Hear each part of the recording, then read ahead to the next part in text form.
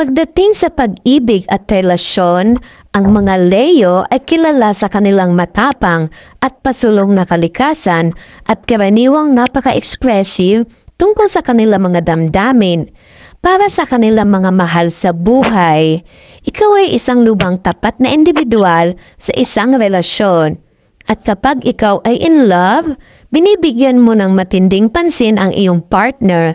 Karaniwan kang kilala na may malakas na sigasig at simbuyo ng damdamin para sa relasyon. Ikaw ay tiwala tungkol sa iyong mga damdamin at hindi kailanman nag-aalinlangan tungkol sa iyong mga emosyon at panloob na mga saloobin. Mahilig ka sa buhay tulad ng mga hari o reyna at siguraduhin na ang iyong partner ay nararamdaman ang parehong paraan. Sila ay lubos na naproprotekta sa mga tao.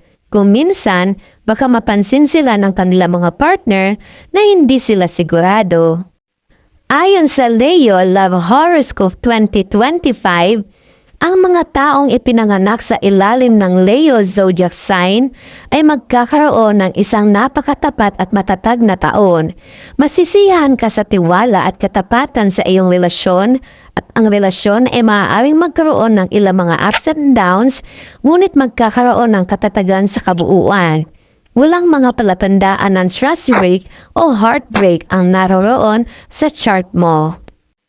Ano kaya ang magiging love life ni Leo native sa 2025?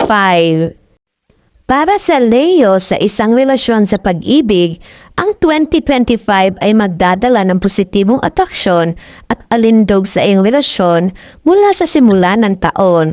Tulad ng bawat Leo 2025 love horoscope, magagawa mong kumonekta sa iyong partner ng higit pa at gumastos ng masaya at nakaka-relax na oras sa kanila. Matutuklasan mo ang mga bagong horizons sa relasyon at maaari ring magsimulang magtrabaho sa parehong industriya bilang isang kasosyo. Maaari mo ring magpasya na gawin ang susunod na hakbang sa iyong relasyon o magpakasal. Maaari mong ipakilala ang iyong partner sa iyong pamilya at ipakilala rin sa pamilya ng iyong partner. Gayunpaman, ang ikalawang kalahati ng taon ay nagpapahiwatig ng paglahok ng isang ikatlong tao o isang kaibigan na maaaring maging sanhi ng ilang mga komplikasyon sa iyong isip o relasyon. Iwasang talakayin ang mga personal na bagay sa iba.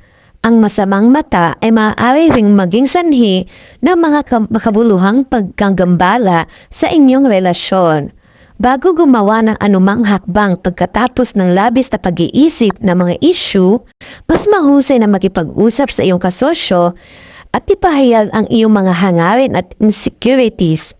Tulad ng bawat 2025 Leo Love Horoscope, walang mga indikasyon ng paghihiwalay, ngunit ang emotional na detachment ay maaaring pansamantalang mangyari sa ikalawang kalahati ng taon. Paano ba ang buhay ng mag-asawa ng Leo natives sa 2025? Sa buhay may asawa ng mga katutubong Leo, ang taong 2025 ay minarkahan ng ilang mga mapagpalang sandali. As pair Leo Compatibility 2025, mas makakaramdam ka ng attachment at bonding sa asawa mo. Magkakaroon ng paggalang sa pagsasama at maginhawa ninyong maipapahayag ang inyong damdamin. Ang pisikal na paghihiwalay ay pinapahiwatig dahil sa trabaho o bahay ng pamilya. Maaaring kailanganin ng isa sa inyo na maglakbay o umalis ng bahay para sa trabaho, kahit na ang pisikal na paghihiwalay ay hindi nangyayari. Maaaring maging mahirap para sa iyo na gumastos ng kalidad ng oras sa iyong asawa. Ito ay magiging halos pareho sa buong taon. Hindi natin masasabi na magiging isang maparol na taon, ngunit ang relasyon ay bumubuti, hindi lamang sa antas na inaasahan mo.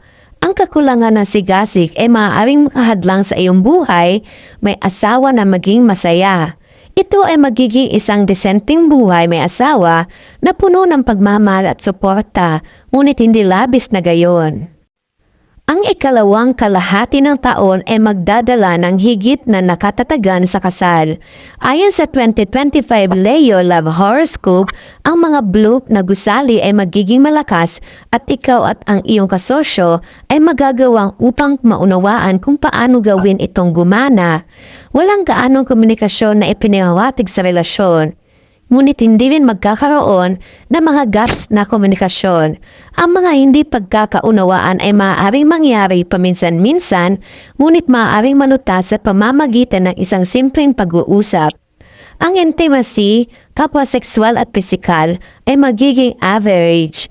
Magiging napakahalaga para sa inyo na magkaroon ng mas maraming simbuyo ng damdamin at sigla sa iyong pagsasama, bukod pa sa pagkakasundo ng mag-asawa.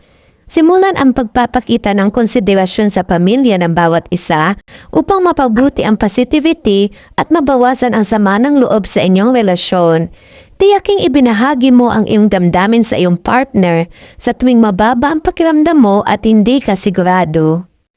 Ano naman ang maaasahan ng mga unmarried o single Leo natives sa 2025? Ang mga Leo natives na single at nagbabalak magpakasal sa 2025 ay mag-aalinlangan sa kanilang mga pagpipilian. Maaring makilala sila ng mga bagong tao, ngunit hindi nila matukoy kung tama ang kanilang desisyon. Tulad ng bawat bulan ng pag-ibig ng Leo para sa 2025, ang mga bagong panukala sa pamamagitan ng mga miyembro ng pamilya ay darating, ngunit ang pagiging indecisiveness ay naroroon. Dahil sa ilang masakit na karanasan noon, maaaring mawalan ka ng interes na makilala ng mga bagong tao at sikaping iwasang magpakasal ng ilang panahon. Posible na maaari kang makatagpo ng isang tao sa iyong linya ng trabaho at pakiramdam na naaakit sa kanila. Tulad ng bawat Leo Love Astrology 2025, ang unang kalahati ng taon ay lilitaw na mas mahusay. Ngunit inirekomenda pa rin na makilala mo ng mabuti ang tao bago gumawa ng anumang karagdagang mga hakbang. Maswerteng araw sa 2025 na dapat mong malaman. Ang Leo Love Horoscope 2025 ay nagbabadya ng ilan sa mga pinakanais-nais na oras ng taon sa 2025 na maaaring mapalad para sa mga katutubo ng Leo tungkol sa pag-ibig at relasyon. Para sa mga asawa, Leos, ang Pebrero at Oktubre ang magiging pinakamapayapang buwan sa taon ng iyong pagsasama.